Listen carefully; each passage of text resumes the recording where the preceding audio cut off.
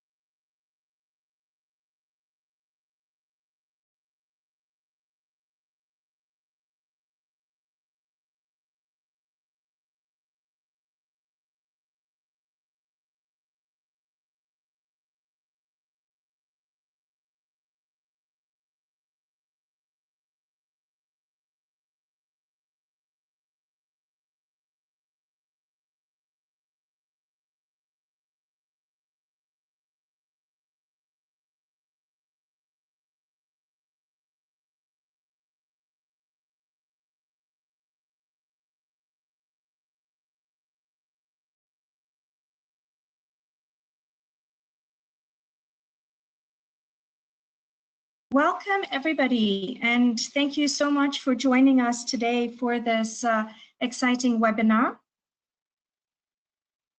Let's see if I can share my screen and hopefully everybody can see me. Welcome. The objective of today's webinar is to discuss the role of African researchers in contributing to localizing the public health evidence and recommendations. And for understanding the fact that researchers are navigating competing demands, limited bandwidth to support the COVID-19 response, and challenges and opportunities for providing this evidence has sometimes been in conflict with the economy and social challenges. And we really want to hear from colleagues on the ground, researchers working with decision makers during this pandemic, to hear about how they're navigating this really complicated terrain at the moment. So welcome, everyone. So before we launch into our webinar, I'd like to just remind you of some housekeeping. Make sure we have some principles in place that will be helpful to you. So we ask that to keep your webcams and your mics off. Organizers will be managing this from our side while you're listening, but of course submit your questions to the Q&A box at the bottom of the GoToWebinar control panel. And you can submit your questions at any point during the webinar. The panelists and the presenters will collect the questions submitted by you during the session. You're also welcome to raise your hand during the Q&A and we will unmute you for you to be able to share your experiences, but also to ask our panelists any of your questions. In case we don't get to all the questions, which sometimes happens, we'll try and get back to you later via email. And if you have any technical problems, please write to Nanuka at the address that you see here. And we will also be sending you a post-webinar survey at the end of this.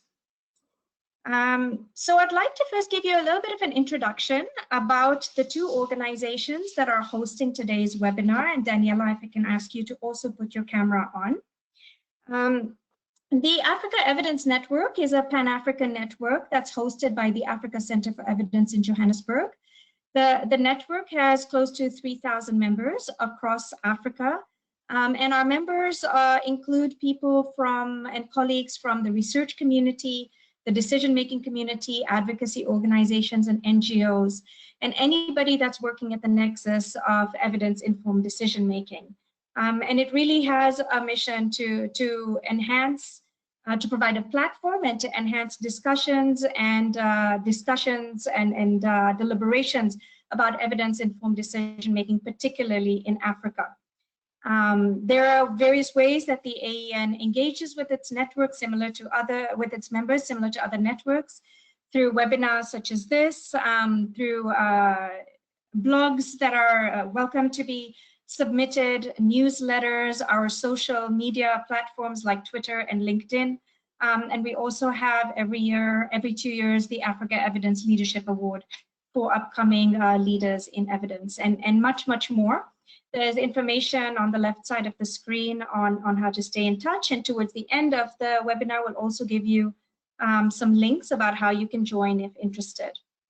The other host for this webinar is the Translating Evidence to Action Thematic Working Group from Health Systems Global, and I'll ask my colleague Daniela Rodriguez to give us a quick update on that particular thematic working group. Over to you, Daniela. Thank you. Hi, everyone, and welcome. We're so happy to have you here in our webinar.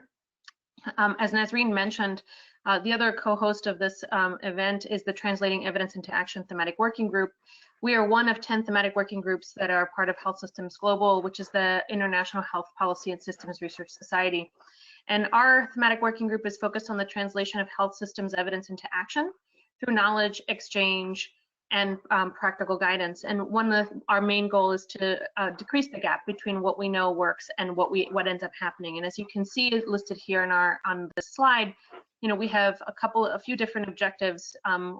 One is around enabling researchers to support health systems research awareness with other stakeholders in the space, but also raise the importance and value of evidence and create opportunities for dialogue and best practice sharing. And one of the ways that we do that is we have a listserv for a thematic working group where our members share experiences, ask questions, and in general try to form a network and a community where we can communicate with the successes and challenges that we're facing. And as you can see here, there are different ways that you can join us, and we would love to have you if you are so inclined. Thank you. Thanks, Daniela. It's really exciting to have this kind of collaboration between two organizations that are so passionate about evidence-informed decision-making, both on a continental as well as a global scale.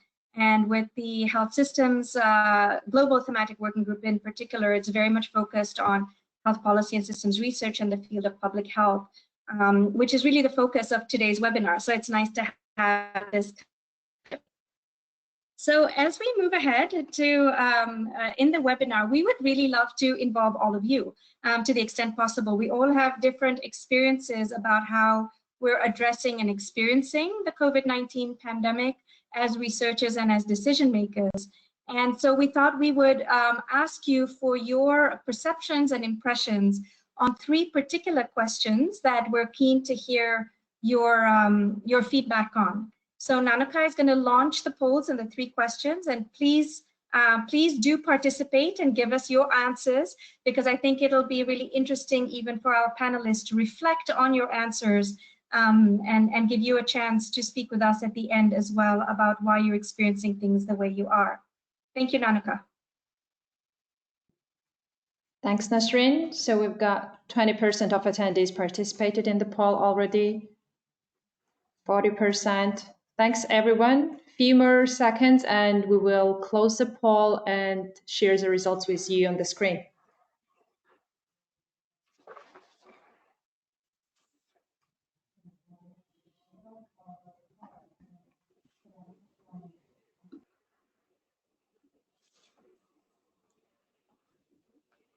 Thanks, everyone. Here we go. Nasreen, over to you. Here we have the results of the first poll.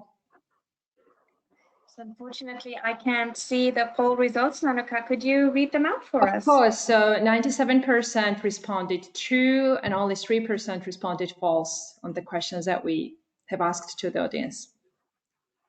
Okay, and that's, do we have different different responses for the 3 different questions in terms of how many true and how many false for each of the 3, or was that just the first question? That was just the first question, so I'm happy to launch the second question right now. Great. Okay. Here we go.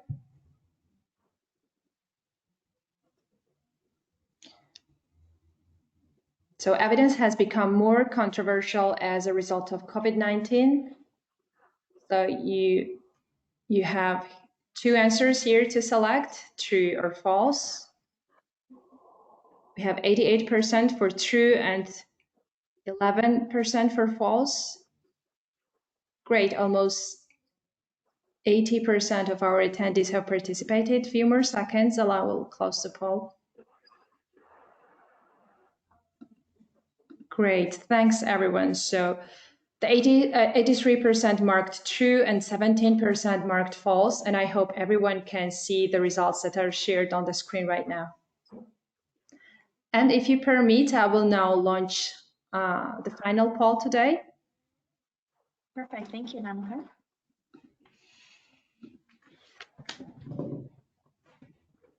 So the poll question is on the screen.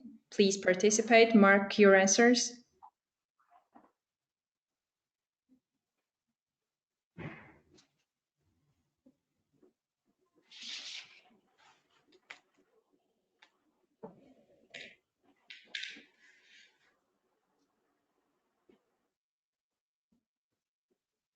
Thank you, everyone. So the question was, the public health evidence has been attacked in favor of other forms of evidence to address the challenges of COVID decision-making. So 81% responded true and 19% marked false. Here are the results. Thank you, everyone. Nasreen, over to you. Thank you, Nanika. Thank you so much, everyone, for participating. And it's striking to see the leaning towards the truths in all cases. But I'm very curious about those who actually don't feel that's quite the case, and perhaps from their experience or from their context, whether these situations are actually playing out very differently.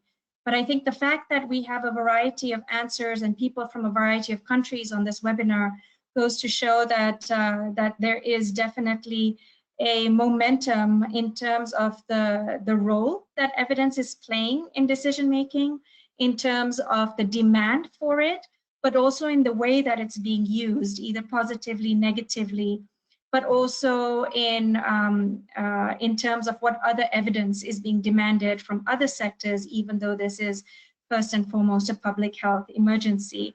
And I think we've seen that in all the countries we live in, that there are many other factors from the economic and even education and many other sectors that that sometimes aren't necessarily at par with what we're seeing needs to be done from a public health perspective. And so it would be great if you felt like you would like to share your thoughts and opinions in the chat box about why you answered the way you did.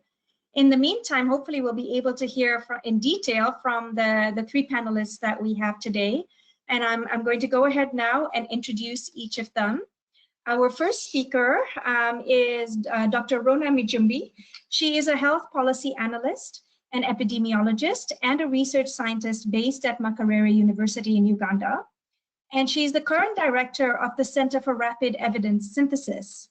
She has a special interest in the use of evidence in policy and decision-making processes, and she actually leads a team of researchers developing and evaluating rapid response mechanisms to support policymaking in Uganda. She has also been very involved in contextualizing evidence for the COVID-19 response, not only in Uganda, but also in the region. And she's a member of the task force of the Uganda Medical Association, ensuring that all healthcare workers in Uganda are equipped with personal protective equipment to avoid contracting the virus and being infected. So lots of engagement here, both from the researcher side, from influencing decision makers, but also more at the where the rubber hits the road at the coalface with health workers. So thank you very much, Rhona, for joining us today. And if you could put your video on so we can all see you and keep it on, that will be great. Our next speaker is Dr. Benjamin S.C. Uzochukwu, and he is a public health physician at the University of Nigeria Teaching Hospital, Enugu, and a professor of public health in health policy and systems at the University of Nigeria in Nsukka. He was the founding director of the Institute of Public Health there as well, and has worked across the region with WAHO and ECOWAS on various initiatives over the years.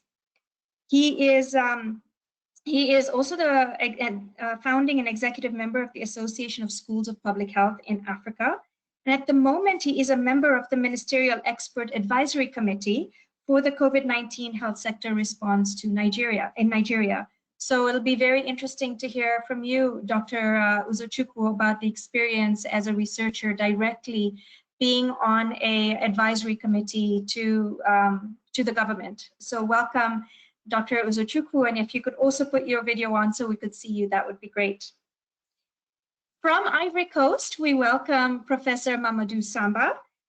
Professor Samba has been the Director General of the Ministry of Health since March 2019, and the Director of Planning, Evaluation, and Health Information for the Ministry of Health for over a decade now.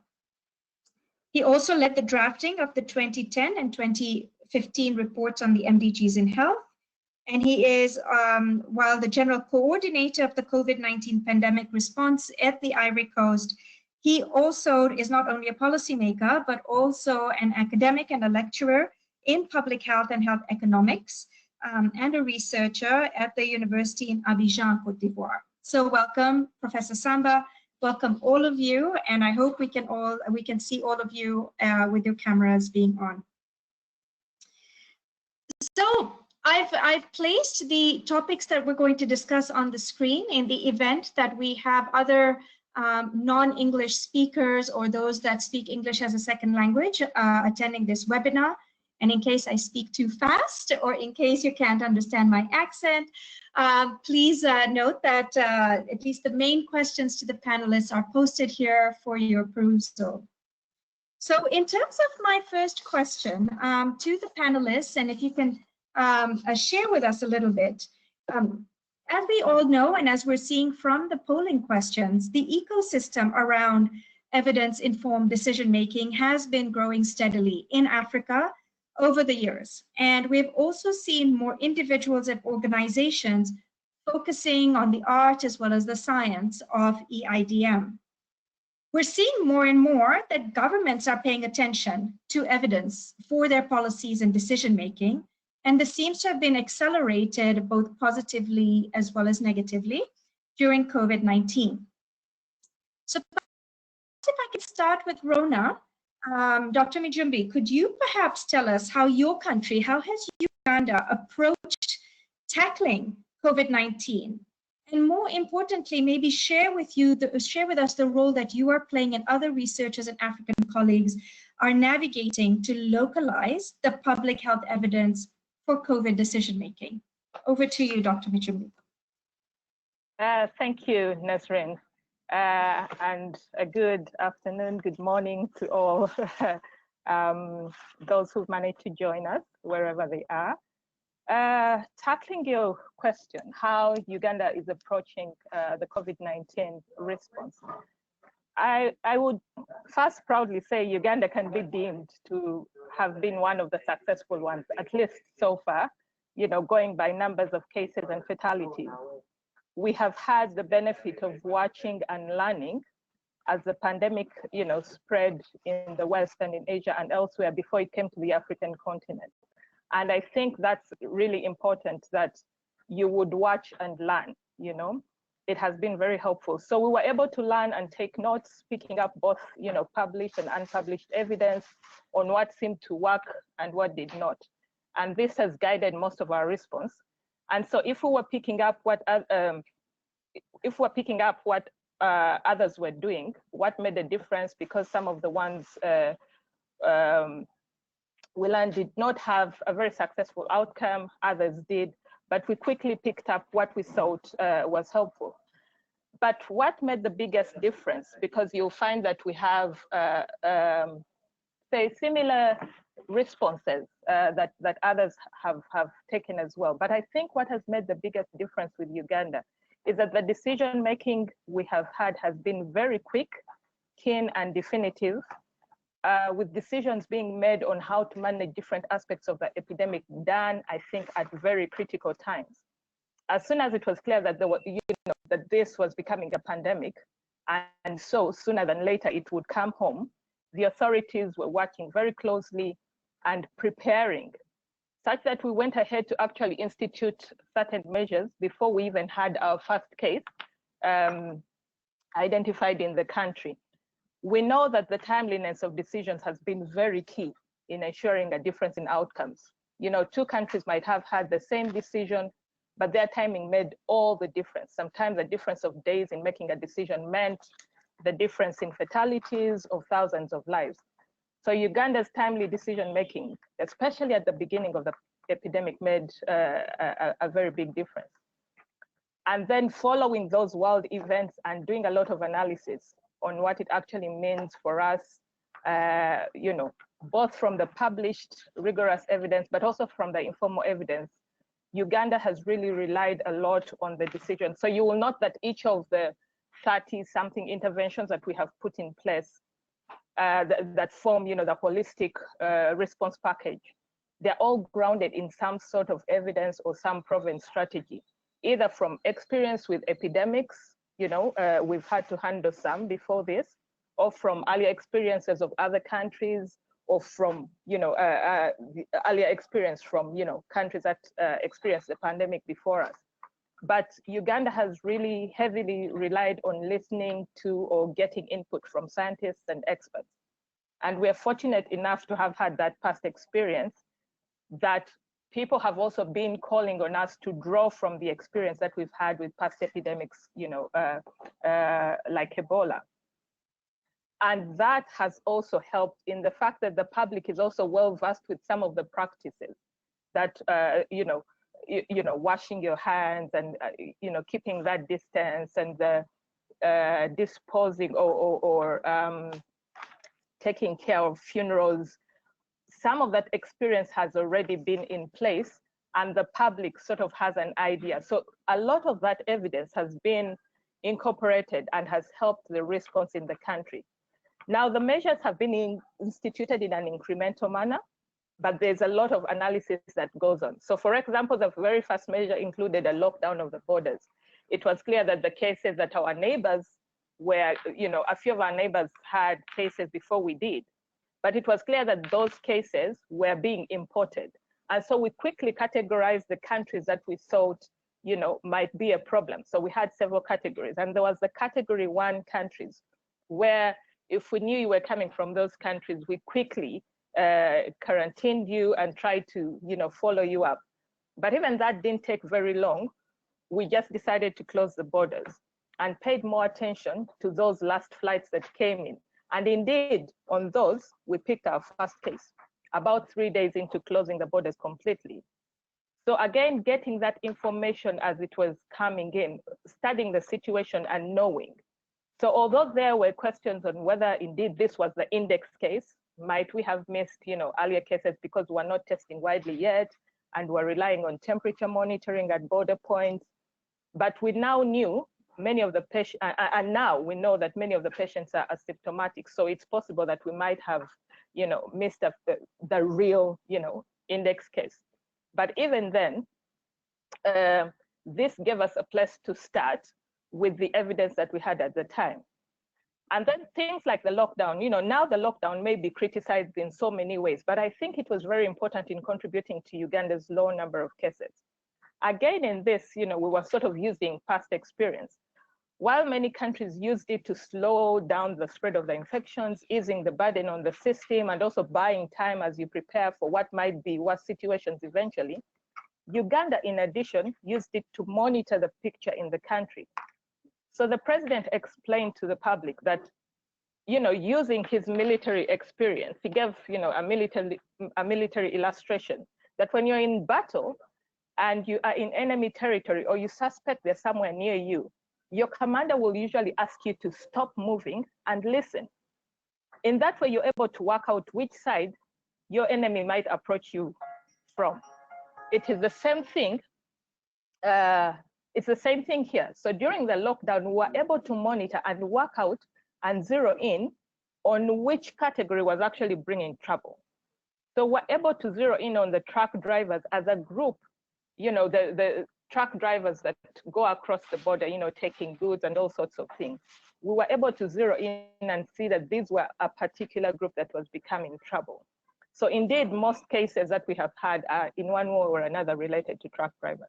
There are many aspects of the response. I could go through all of them, but you know, we can save time. But to make the case that generally the response has been characterized, one, by quick and timely decision making. You could have all the evidence in the world, and I think many of you know, some of the countries that we know had good enough evidence on which they could make decisions, but the timeliness might have been trouble. And then reliance, or at least giving a great consideration to evidence and different kinds of evidence. This could be research, it could be the rigorous research, it could be your peer-reviewed research, and we can see how much that also, you know, came under attack or under scrutiny. I won't even call it attack. I think it's been more scrutinized in how it actually informs what we're doing. So a great reliance on that experience and science has also been very important. And so how have researchers come in to help localize a lot of this evidence for the decision making? You know, the evidence has been present in multitudes. I don't think, I mean, we do have policymakers with us, and I think they can attest to the fact that there's been a lot of evidence, a lot of it quickly changing, and a lot of it coming from multitudes of sources, packaged in all kinds of modes, you know, technical modes. And a decision maker at any time might have felt, you know, a difficulty knowing what to go with and what to leave behind, both technically, but also contextually. So we are learning from other places, but how do I put it in context? So we are seeing lockdowns, you know, being done in Asia in all sorts of ways, but how do I context that for my, how do I put it in my own context and see whether it works? So researchers and knowledge brokers in Uganda have been at the forefront of this response, responding to the needs for decision making. They have been looking at the available evidence and contextualizing it for our needs. So for instance, the Center for Rapid Evidence Synthesis has had the task of looking at the already available evidence, but then putting it in the context for the Uganda, you know, situation. And then other researchers have been looking at what is happening elsewhere and then modeling, so taking us to the front. So what we know now is this, but what does it mean, you know, for our future? What, you know, if we model, what is it going to look like for ourselves? And then others are actually doing empirical research to inform what we know is now an ever-changing, you know, response. So we have a community survey, a rapid assessment survey going on constantly to see what is changing in the community. So a combination of this is actually coming in and helping to inform the Minister of Health and the President and everybody who's trying to make all kinds of directives and decisions. And it helps to keep everything up to date. You'll find a number of task forces that are all supporting the response. So for example, we have the national task force, and then we have smaller task forces that are feeding into that national task force. So for example, we have the Uganda Medical Association having its own task force and making small decisions, which then go in to feed, especially because the Uganda Medical Association is, you know, mandated with the welfare of doctors. So they're concentrating and making sure that that is taken care of. But again, making sure that this is aligned with the evidence that we know and making use of the researchers in the country. So, and researchers have had to quickly adjust as things happen. The decision-making process has been at a very high level, and being able to input, I think many researchers and knowledge brokers have had to learn quickly how decision-making is actually made and then trying to interact with it. I think I'll give a little more, you know, information on that a little later. In the interest of time, I'll leave my colleagues to probably say something about this as well. That's great, Rhona, and it's really wonderful to hear that there's been a great reliance in some ways on evidence to inform decision making, but that obviously there's an overwhelming amount of evidence, and not only that exists, but that's constantly being created as well. And you mentioned many different kinds of inputs, from syntheses to modeling to primary empirical research and surveys, and all of that to feed into very quick decision making is probably quite a complex situation in the pandemic that we're in right now. And I'm wondering if I can go now to Professor Uzochukwu to reflect on how similar or different you're experiencing this in Nigeria. I know that you sit on a Ministerial Advisory Committee and you meet every Thursday. And it would be lovely to hear what is the process for decision making, particularly in your context, and in reflection to the role of researchers to contribute to that decision making and providing the evidence. So over to you. So thank you very much, Nasrin, and welcome to the webinar, everybody. Good morning, good afternoon. I'm sure some people are also sleeping. Good night.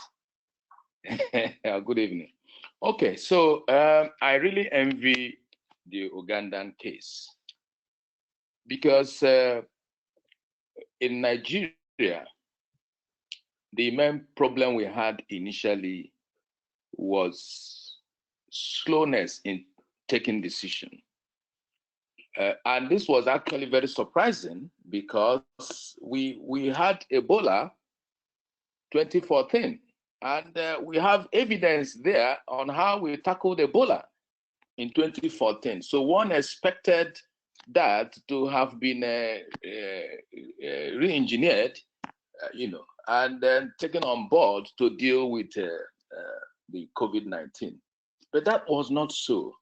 So we had this issue of timeliness of decision making. It took the government, for example, time to lock down the international borders. It took the government time to even make a public announcement to reassure the populace about the impending pandemic. So all the things that we were doing at that initial time was like panic measures. However,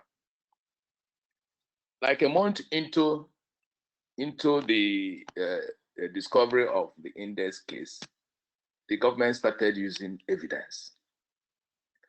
And it was actually as a result of professional bodies, coming together to complain and to begin to volunteer themselves to work. And so the first official move was the establishment of what we call the Presidential Task Force, which is the national making body. And what I like about the Presidential Task Force, technically, is that the head of that Presidential Task Force was a politician very close to the president. So issues about decision and the president getting the ears of the Presidential Task Force was very, very easy. So if you had put an actor that was not properly known by the government, by the president, then it would have been very difficult to make decisions, quick decisions. So from that point, the government started, making decisions with evidence. After the PTF, then there was this Ministerial Expert Advisory Committee on COVID-19 health sector reform that was established by the Minister for Health. And that committee assembled mainly researchers from the academia, professors of public health, virology, health economists, respiratory physicians, and all other related people from the National Academy of Science. And that committee is headed by a world-renowned virologist who has participated fully in polio eradication and other disease eradication, Professor Tomori. He's worked with WHO. That was when we started synthesizing evidence and started advising the minister, and the minister takes the advice to the presidential task force. And so what we did, what the committee did, was to have 8 thematic areas to work on. There were about 17 members of the committee, and then supported by the ministerial staff. So we had the epidemiology and surveillance group, we had the laboratory and testing group, we had the logistics and health technology group, we had the clinical management and treatment group, we had the research and clinical trials, vaccines and medicines. Then we have the mitigation, social and health economic impact group. Then we had the continuation of other medical services and health system strengthening, and the risk communication and community engagement. And so members were now shared into these subcommittees, themes. Some belong to 1, some belong to 2, some belong to 3. I was in 3. I was in risk communication and community engagement, and I headed the continuation of essential services and the health system strengthening. I was also in the economic and social impact mitigation. And so what we do is that we were meeting twice a week to present evidence after rapid reviews of evidence about what works and when and how. And we use a lot of input from WHO, from CDC, from African CDC, and from our local evidence also, evidence that has been generated over time, especially during the Ebola period. And so this formed the input into the evidence. And so things started working better, okay? For example, even though we had the general lockdown, by the time we were about easing off the lockdown, we had suggested, and we suggested that the lockdown should be in phases, okay, based on evidence, okay, and there were certain criteria that should be met before you begin to unlock the lockdown. So these were the things that we were actually doing, and we have continued to do that. Intermittently, we meet with the minister to make our collective recommendations, but if there are issues that come on board, we meet as an emergency to take the decisions based on available evidence, okay? Yeah, for example, when the issue of hydroxychloroquine came up, and of course we had to meet, we had to synthesize, we had to do a lot of rapid reviews to get the evidence so that we can properly advise. The issue around the use of dexamethasone and all that. And then one important thing is that apart from the health aspect, we also delved into other areas, okay? Like the palliative measures from the agri-care or food point of view, okay? And we have suggested, that such measures, such activities should be properly tracked, okay? So it's not just within the domain of public health. We also extended to other sectors. And another area which we also moved into was the logistic supply, the logistic system. Okay, and we had a lot of evidence there to make our recommendation. And then risk communication. So in fact, in risk communication and community engagement, we felt that we should go back to evidence. We have long-standing evidence that the things work from the community level, okay, and that there's need to go back and strengthen the community structures and use the community structures to fight COVID, and that is exactly what we are doing now. By then, people had not anticipated the community transmission, But we also presented evidence that with this lockdown and unlocking the lockdown, the chances are that we will have community transmission, and that's exactly what happened. One particular area which I found very interesting, in the evidence, was the area of testing. Of course, testing, surveillance, and all that evidence came from what we did in 2014. But we discovered that we were not testing enough. So if you're not testing enough, it is very, very difficult to determine the epidemiological pattern of the disease. And so we insisted that in every state, subnational level, there should be at least one testing site.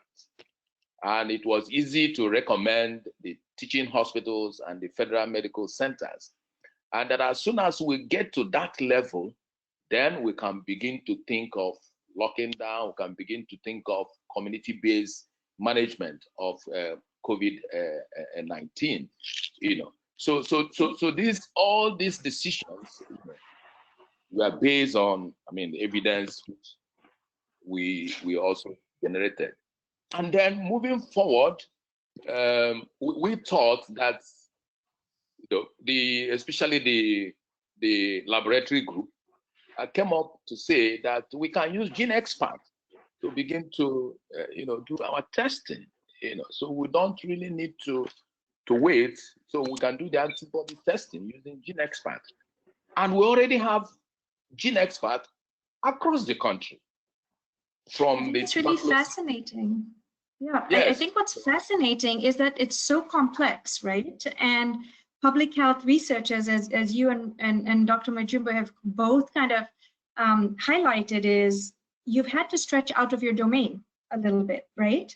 Exactly. And that's really interesting as to whether, has that been part of the complexity of navigating this really challenging time of COVID? Is for those that feel like, well, I'm a public health expert, I work in health systems, I work in epidemiology. Now you're being pulled into, like you said, logistics and agri-care and all kinds of other areas.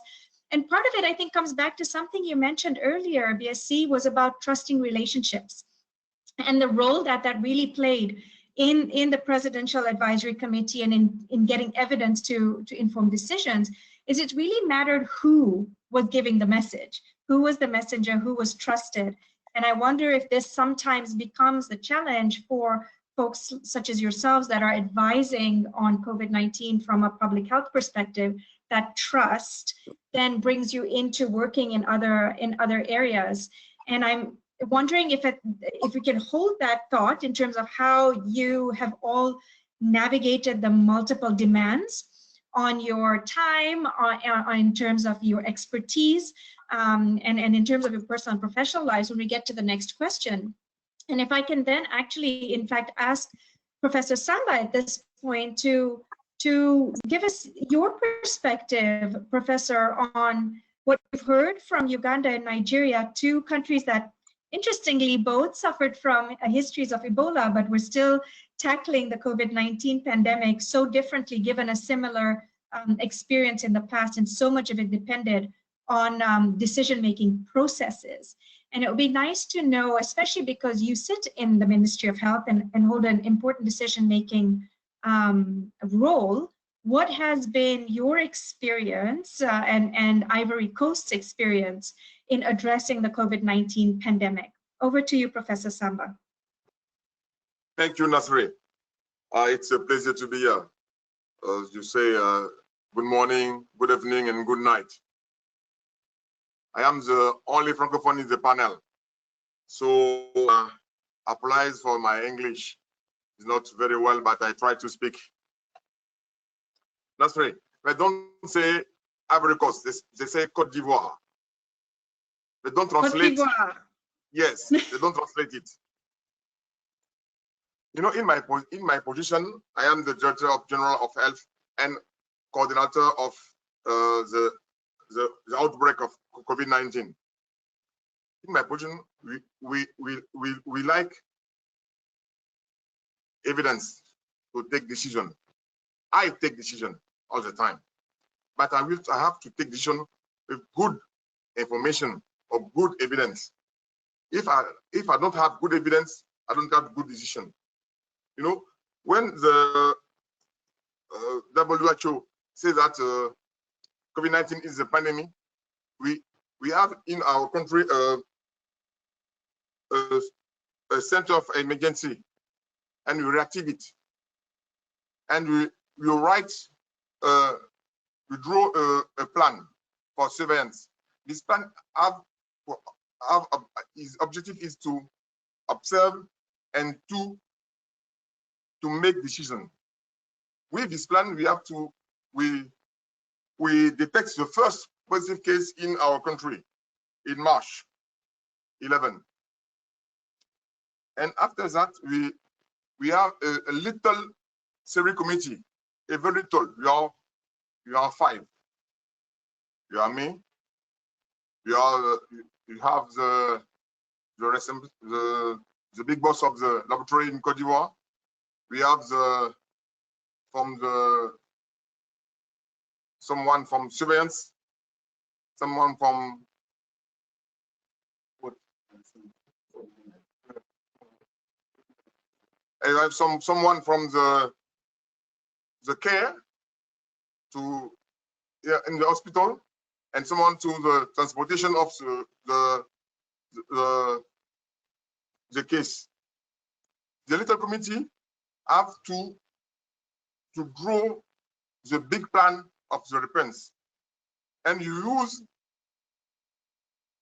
evidence, you use all you can find in internet, and we read to make decision. So this plan is the little study committee only use. We have the city in Côte d'Ivoire, the University of Côte d'Ivoire of Abidjan make some studies on the COVID, and we use this result to draw our plan. But you know, in Côte d'Ivoire, the epidemic is, you can say, in Abidjan, in the capital of our country. And I know we talk about lockdown and another measure. In Côte d'Ivoire, no lockdown. I just have curfew because economically we can't have lockdown in our country. And the epidemic is not so hard. At the beginning, we fear. We don't know the epidemic. Everybody fear. Now you know the epidemic. You know how it's grow. So in our countries, now you have no another measure. You are no lockdown. You are no curfew. All is free. You can go if you want. You just have to have a mask. In our country, everybody have to put a mask. Now I am in my office. I have in my place. I have no mask. But if I go outside, I have to put a mask. So you use all you and we say, my colleagues from Nigeria talk about the Ebola outbreak. You learn about this outbreak in our region. You know, you are of West Africa, like Nigeria. You learn about this outbreak. And in our West African region, outbreak you have a lot of outbreaks. You have Ebola, you have MERS, you have cholera, you have a lot of outbreaks. So an outbreak is not, for us, is not a real problem. We have the process to go through outbreak, and you did it for not Ebola, for COVID-19. I think we have to, so we have to say you use evidence for make decision. In my position, I don't produce evidence, but I use evidence to save lives in my countries. Thank you, Professor. Thank you, Professor Samba. I wonder if I can follow up in that in terms of as Dr. Mijumbi mentioned, there's just so much evidence, and for decision makers, this can be overwhelming. And in Cote d'Ivoire, how have you managed with managing through all the amount of evidence that's coming to you? And what role do your local researchers play in localizing that evidence for you to use in your context? If you can reflect on that. Okay, so in my country, we have, in all countries, we have university. The university work and produce evidence. We use it. We have a scientific committee. You use it to propose to the government to me the decision we have to take. And after me, there's a minister, and the minister we have the prime minister and the president. We have a committee, another committee whose name is National Security Council. It's the big committee in my country. Is us by the president of the president. So when we have this information, we have to propose the decision to this committee. Is the National Security Council. This council have to show, to understand what you want, and to have to approve it. And now it's come a decision. Thank you. That's very helpful. I'm wondering if it makes sense for us to go to our next topic and just pick up on some of the things that Professor Samba was saying. And I wonder if Professor Uzochukwu, I could ask you to take the first shot at this, given that you mentioned multiple roles you've had to play, and a lot of challenges of time to be able to respond timely and appropriately, but also balancing everything else in personal as well as professional lives. How have you been able to navigate this, given that there's so much being written right now, at least about burnout in the field of public health, not only in terms of health workers, but also in terms of public health professionals, and wondering whether you feel a similar experience and whether you'd like to respond to this particular question from that angle. Over to you. Yeah, thank you very much. It has not been easy. The Ebola, the COVID-19 pandemic has really eaten into one's personal life, even professional life. There is no day, in fact, in a week, 7 days of the week, 5 of the 7 days of the week, I'm always on one webinar or the other, at times 2 or 3. I have had to start a webinar by 10 a.m. and close by 6 p.m. So it's a lot of pressure, you know.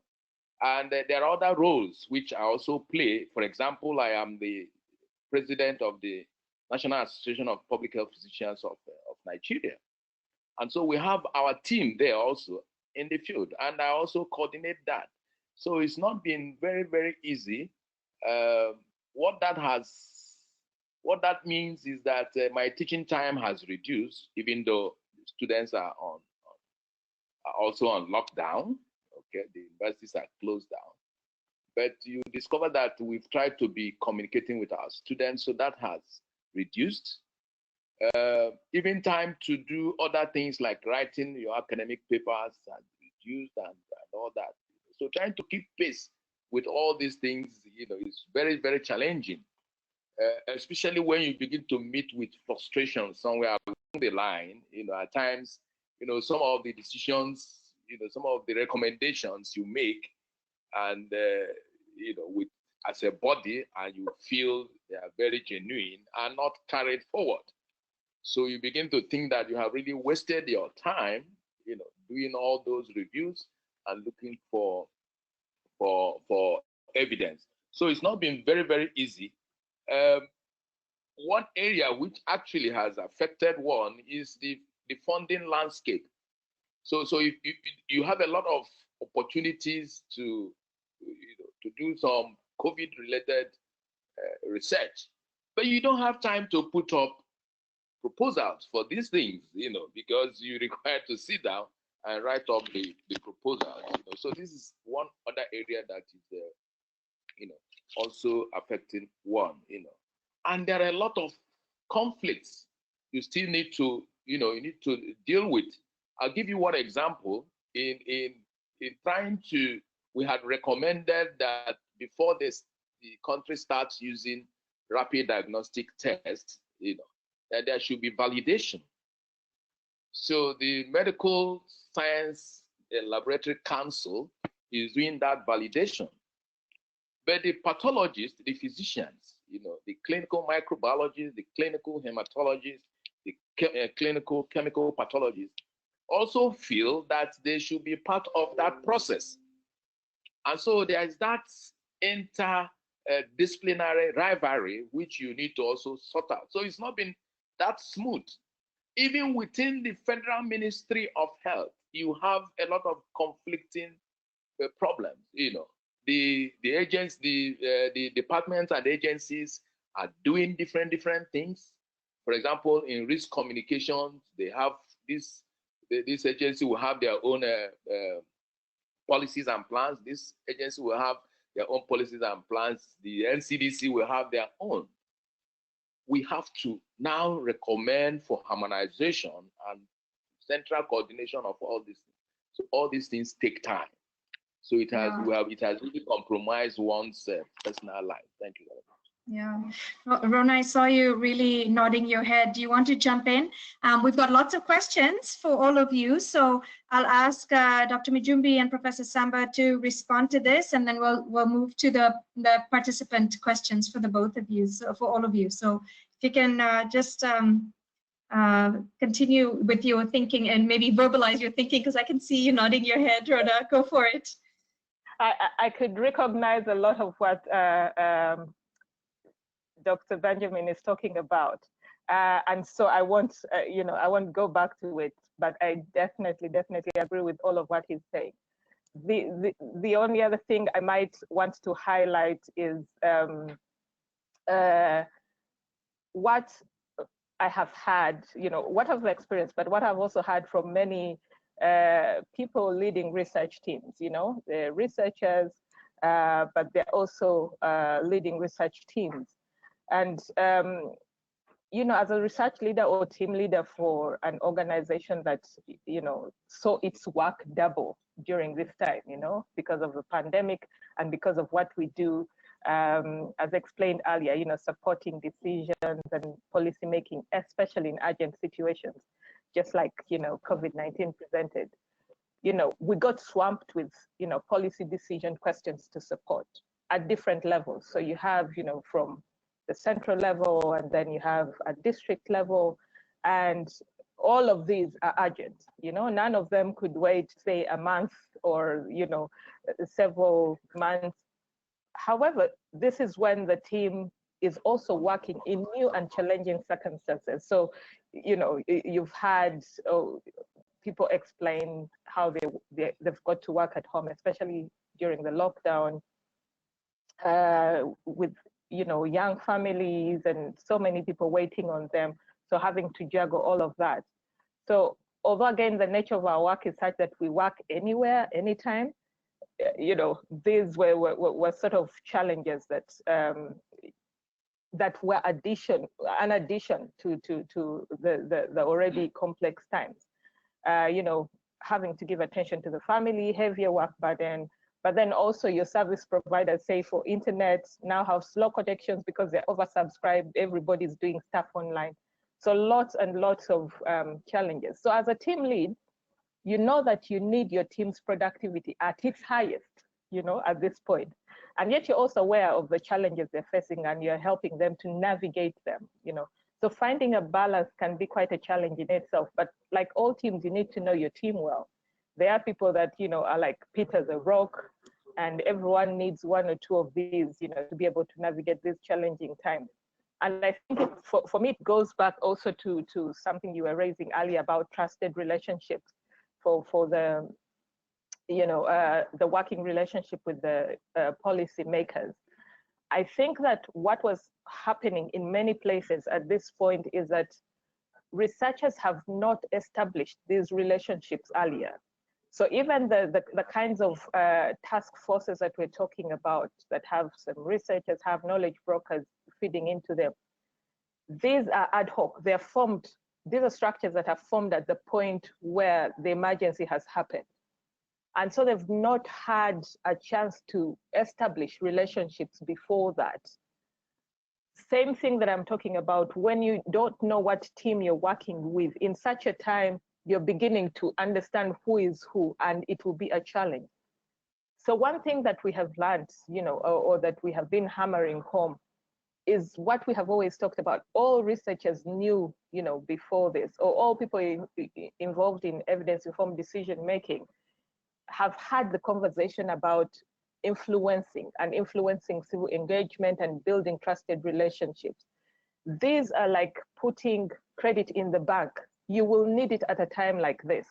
You cannot start establishing those relationships at this point because there's so much going on. The policymaker is hearing from so many sources. They don't have the time to even understand who you are if they have not known you before. So these relationships are relationships that have to be established way before this. And I think now we have a task to go back and put in place structures that we can call on at a time like this, and not sort of have ad hoc places or ad hoc, you know, groups that we are bringing together. If you have a structure that's already in place, established relationships, established sources where they know where to get what, and they know it's already appraised, they can trust it, I think it serves a lot. And I think some of the countries that already had these in place have had a better time than others. So for example, I'll give an example. At a time when a lot of our decision making in the beginning was at, you know, high levels, and some of the district levels, you know, the lower local government levels actually felt they were not being supported, at least not yet. And yet they knew there was a looming, you know, something. Anytime a COVID patient could turn up in their jurisdiction. And they were in a panic, like, okay, so what do I do? Where do I even start, you know? And because we've been working with them already, providing evidence for other decision-making processes, they were on the phone already calling us. Okay, as I wait for my ministry to tell me what is it that I can actually put in place, what can I do, and things like that. So I think these relationships and structures have to be established in very good time, because I think I can confidently say this is not the last emergency we are seeing. Hopefully, I mean, we all pray for better times, but you know, if we're going to be realistic and plan better, I think we need to keep in mind that we will be faced with other times like this, and we need to harness, you know, the lessons from now to create structures that can be of help in the future. Yes, and I hope there's more credit in the bank going forward now. I hope so. So we only have about 10 minutes left in this webinar, and we do have questions. But before we go to the questions, I just want to provide Prof. Samba maybe one quick minute to reflect on this particular question, because you're actually sitting in the Ministry of Health, and how are you navigating the multiple demands on your time with respect to research and evidence to inform decisions, being really quick with decision making, taking into consideration what you were saying is good evidence, but how do you know it's good evidence? And on what Professors Uzochukwu and Mijumbi were talking about in terms of have the relationships that have been established with your scientific community really helped you as a decision maker at this particular point in time? Did they have a lot of credit in your bank? Thank you, Nasri. My first job is also, that is my first job. Like Professor Benjamin, is my first job. So now, but I have no time to teach and to make research because of my new position. So I use the results from my colleagues. It's very difficult because I have no time to be together with them, to have the reflection you have to have for the COVID. But they have the little group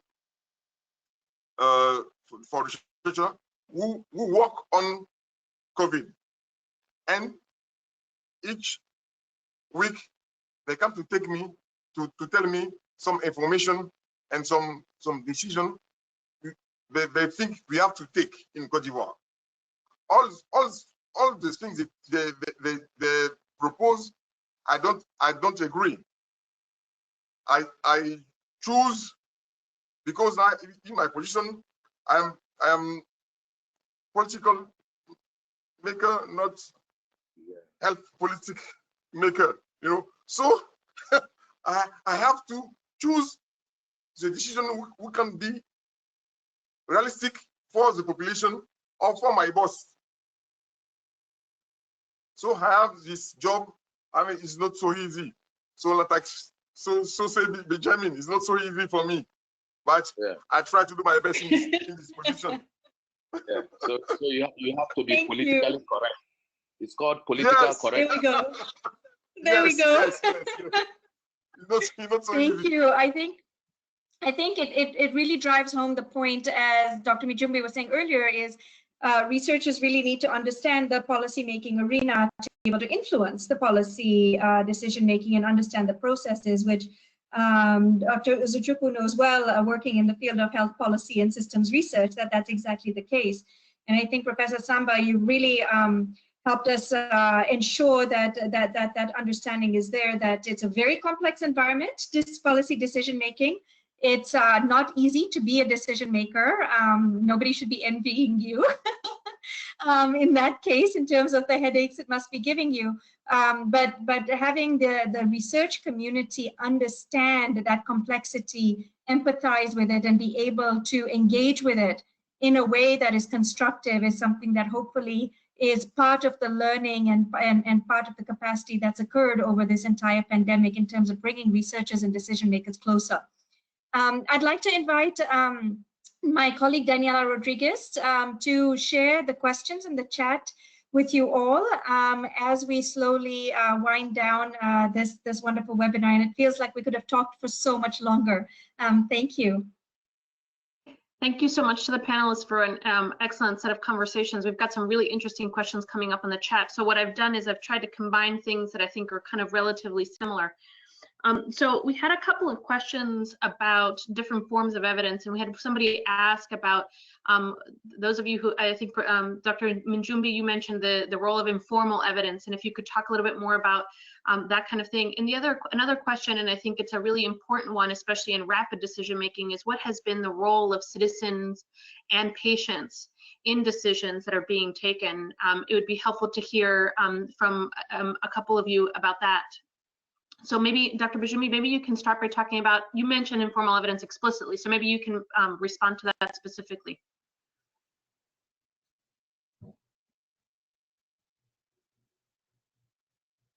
Okay, yeah. So I did actually bring out that explicitly and probably very deliberately, because I think in a disease like or in a pandemic like that, from COVID-19, there's a lot of, and I think we've seen in some places, a lot of tendency to look at the formal evidence. What is the research saying? And forgetting that COVID-19 is more than a medical problem. You know, it's more than a medical problem. A lot of it is social, it's economic, it's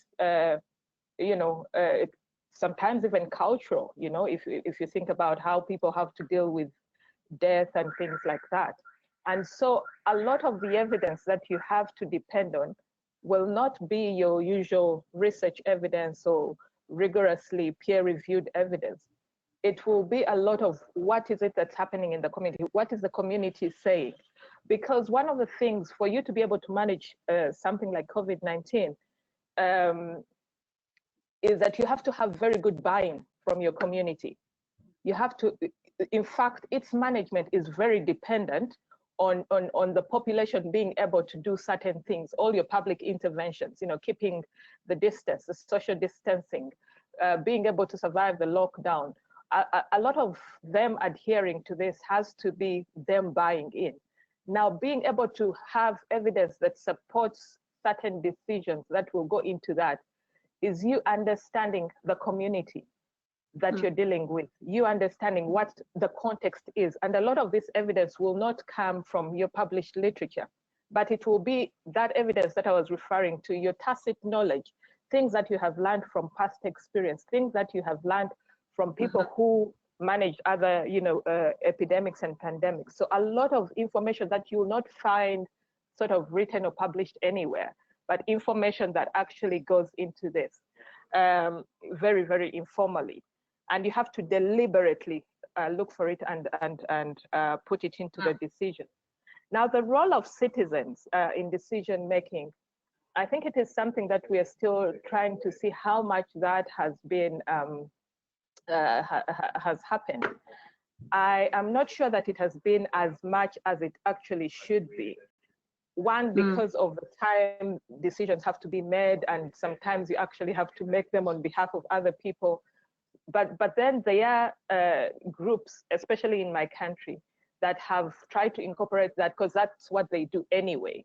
So in the community survey, the rapid assessment survey that I was referring to earlier, a lot of community reports are feeding into that.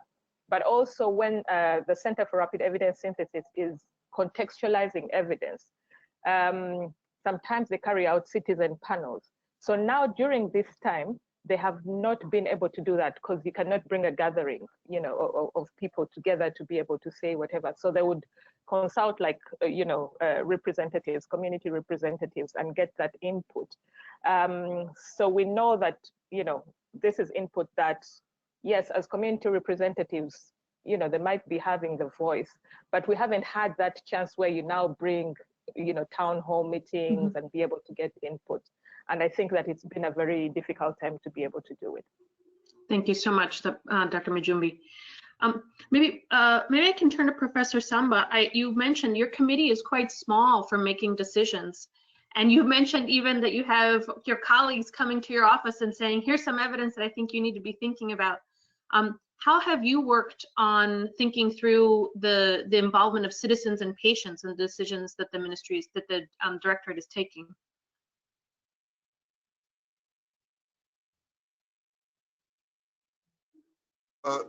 So sorry, Daniela, I don't understand all you say. So you but I was asking it. You can speak slowly for me. Yeah. Yes. How have you in Cote d'Ivoire thought about incorporating the inputs of citizens and patients in the decisions that you make around COVID? Thank you. Now I understand what you want. I think we have in Cote d'Ivoire a society.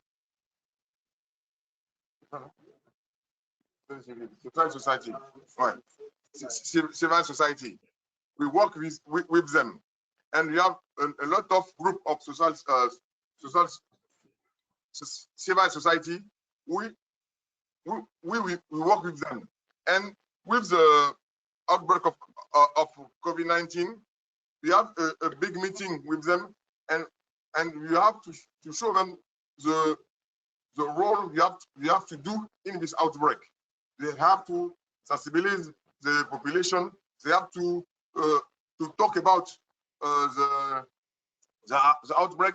We have to show the good practice So washing hand, putting mask, and all the things.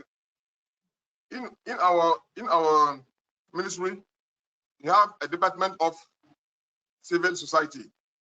We work with them. We work so closely. And in the response of the country, we have a part of funding is going only to the civil society. And we have to, they say they give us the population way, they give us the hope of the population, and we have to make decision with that. So when we have the coup-free, they say by through this civil society, they can't work at night, and the government make the decision to stop the coup-free. They should work at night. If you want to encourage, they don't eat. Our population have to eat. We don't want another crisis. It's not from sanitary crisis, not a health crisis, but hungry crisis. We don't want this. So when you understand and you listen, the population up. Thank you so much, Professor Samba. Thank you. BSc, Dr. Uzochukwu, I wanted to ask you a slightly different question, in particular because you raised this issue of having a task force that was being led by someone who was well politically connected and sort of the need for that, as well as then a separate committee that was more scientifically oriented. And some of the questions that are coming up here is, how do you make sure that you don't, and how do you balance between having evidence-informed policy versus policy-informed evidence? Or politically informed evidence, where you sort of collect the evidence that helps support the policy decision you already had in mind? Yeah, well, unfortunately, we don't have control over that. And so evidence-informed policy is what we try to prioritize. But in practice, you can also witness and see, politically motivated decisions, okay, that are not based on any evidence, okay? Yeah. And so, but I feel that we should have a mix of that, if you must move ahead, okay? Yes. So, but we need the political buy-in, because they make a lot of the decisions, okay? Yes. But having said that, we also expect that they should use at least some of the obvious evidence to make their decisions, okay? Let me give you one example and then linking it up with what my other colleagues have said about informal evidence. In my country, people are not obeying the preventive measures. So you see people, they put on their mask on their jaws. Okay, so they said they don't mix up with the crowd and all that. But they keep on doing that. The churches are open, the mosques are open, people are attending burials and all that. Do you know the reason? The reason is that the citizens have lost trust in government. So they don't believe. In fact, there are a lot of people, even well-educated people, that still don't believe that COVID-19 is real. They think that the government is just playing politics with COVID-19. So it's a big problem. And, as soon as we saw that, we had to recommend that there should be intensive community engagement and risk communication, okay? So these are some of the things, even among health workers. Some health workers have also lost trust in the government. Yeah. Okay. Some health workers have exposed themselves, and the government is not interested in protecting them. So all these things, these are informal evidence which we should be able to use to make decisions. Thank you. Thank you so much for your really candid remarks on these really sensitive and topical issues. I think now we're going to shift back to closing out the webinar. I wanted to thank all of our panelists and ask us all to turn off our video for the moment, just so that we can see the slides more clearly. Thank you again so much. And for those of you who didn't have your questions answered thus far, we will make sure that we get back to you after this. Thank you so much. Nazreen? Thank you, everybody, and thank you for joining. I'm sorry we have gone a little bit over time, but you all had some great questions, and unfortunately, we haven't gotten through to them all. However, I'd like to just inform you as we're wrapping up that both the Africa Evidence Network and Health Systems Global have important conferences this year that you might be interested to attend. We've got the information on the slide here. They're both virtual, and so they're going to be extremely innovative in the way that they are proceeding, and I encourage you to learn more from these two websites, and I think we'll have them in the chat for you to click on as well. One is Evidence 2020 Online, and the other one is the 6th Global Symposium on Health Systems Research. We have some links here if you'd like to learn more about the AEN or the Evidence to Action Thematic Working Group. We also have a dedicated page to evidence-informed decision-making in Africa with respect to COVID-19 in English as well as in French. So please do peruse these websites and please contribute to them. If you've got anything you'd like us to post on this website, please do. Please share with us. We'd be more than happy. And lastly, I'd just like to say thank you so much to all of you for joining us, to our panelists for their very candid and insightful remarks. And we hope that we will have another webinar soon on a different sector to share with all of you. Thank you and have a wonderful day. Goodbye, everybody.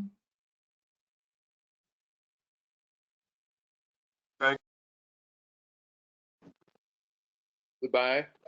Thank you and goodbye. Bye-bye. Thanks.